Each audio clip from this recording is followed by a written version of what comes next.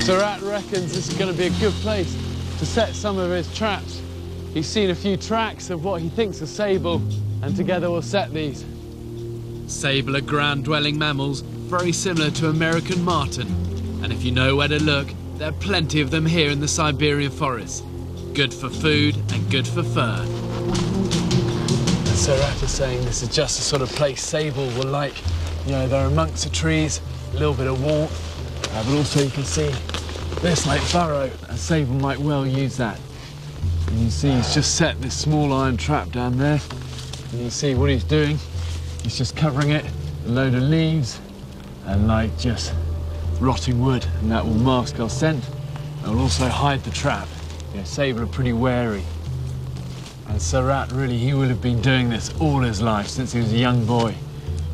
And there are not many people I've come across who know their environment, how to survive in it and how to live off it, quite like this man does. And for me, really, it's a privilege to spend time with him like this. It's not about sport, it's about survival, it's about subsistence living. They need to catch meat and food to live off. And that looks pretty good now. You can hardly even notice there's a trap there. And how he does this without gloves on, I do not know. It's about -25 degrees here. I've just got thin gloves on and I can no longer now feel the tips of my fingers. You know, just a lifetime of being hardened to this very extreme environment. Okay, he's finished setting that now, and I'll come back tomorrow and see if he managed to get anything. Good job. Okay. Yeah. It's amazing how the Tuvans have adapted to surviving here. The skills needed to live off the land have been passed down from father to son for generations. It's these same skills that Surat has passed on to his children and grandchildren. For 84 years old, Surat, in my book, is a bit of an inspiration. You know, amazing, out hunting, walking, you know, long distances. Very content, very peaceful, you know, and actually amazingly fit still. Not easy conditions to do anything here.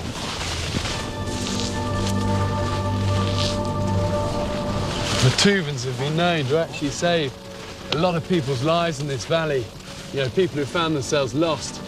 And Surat was just telling me about how one night he came across a guy sitting by a river, basically freezing to death. He said he was literally like a block of ice. And he took him back to their camp, fed him, warmed him up, and basically saved his life. And the man eventually returned to the camp to thank Surat.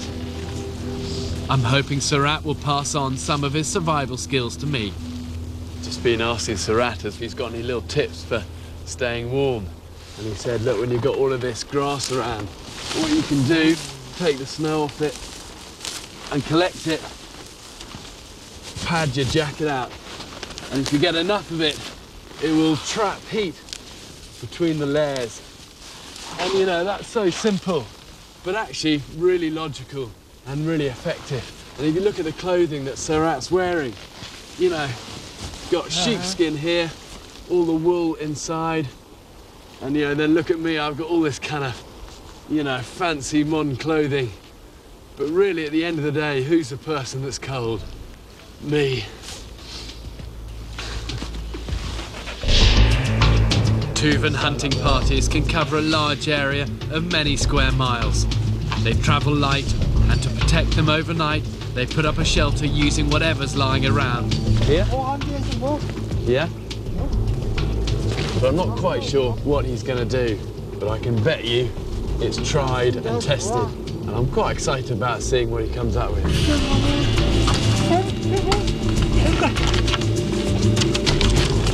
It's really, really cold now. The sun's gone down. I thought it was cold before, but this is like a different league.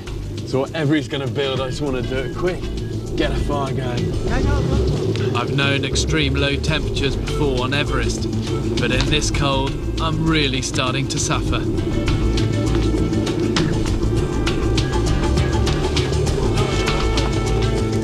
Well, it's beginning to take shape. At the moment, though, it looks a bit drafty.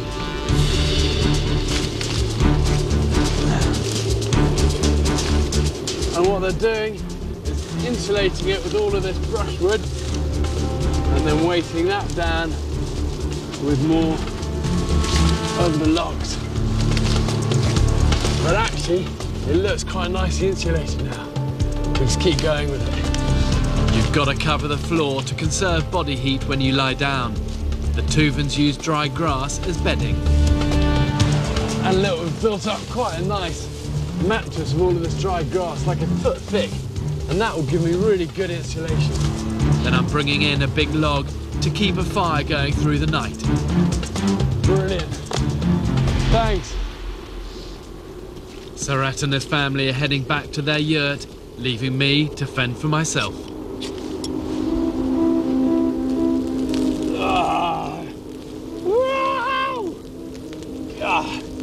I remember a time I was so grateful to have fire. My fingers are absolutely raining. There were times earlier on that hunt with Sarat when we were standing around laying those traps and I was so cold. You know, really I can't remember a time where I felt so freezing. Just I couldn't feel my fingers. Even my nose and lips felt like the flesh is going solid. You can hardly move them. And it's just so nice to have a fire and have warmth. And really this is such a security, you know. I'm actually quite looking forward to spending the night in this Tuvan shelter. It looks pretty good and I'm hoping that I should, you know, stay at least quite well insulated in there. But we'll see in the morning. Because one thing's for certain, these Siberian nights are long. You know, 4:30 in the afternoon, the sun goes down and it's not up again till about 8:30. That's a long time to be shivering. So I'm hoping I'm going to stay warm. This is going to be one of the longest nights I've had for a while. I feel as though someone's locked me in a deep freeze and chucked away the key. The temperature keeps dropping and I can feel the heat just draining out of my body. In this sort of situation, people have fallen asleep and never woken up again. I am freezing cold. And I've just looked at the thermometer on the camera and have a look, see what it's reading. It's saying minus 30 degrees. And really at the moment this is just becoming an endurance exercise. To keep moving my toes and my fingers. Just trying to keep them moving. This is not fun. No fun. I've never wanted to see the morning so much. I'm in the Sayan Mountains of Siberia, showing how to stay alive in this giant freezer. I spent the night in a Tuvan shelter where the temperature went below minus 30 degrees. I've never wanted to see the morning so much. Now I'm up and I've got to cover some ground to meet up with my helicopter. After 16 hours of darkness, quite a long night, it's finally daylight. And I'm going to leave this Tuvan camp here like this. You never know, a hunter one day might use this. After a freezing cold night, I need to get moving and get warm. But I've got a problem. No one's gonna see me from the air in this valley. Really, to stand any chance of being spotted in these forests, you need to reach higher ground. So what I'm gonna do is try and get to the top of this ridge up there.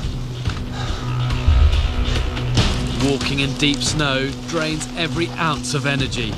Out here, as much as 4 feet can fall in one day. You've just got to keep focused and plod on. You really notice just how hard work it is wading through all of this. You know, just a few hundred meters and you need to take a break. There's barely anything to eat, so when you come across something, you've got to go for it. Yeah, it's definitely badam.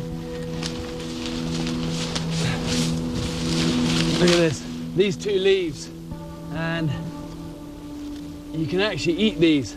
Not so much the green ones because they're quite bitter, but the brown ones.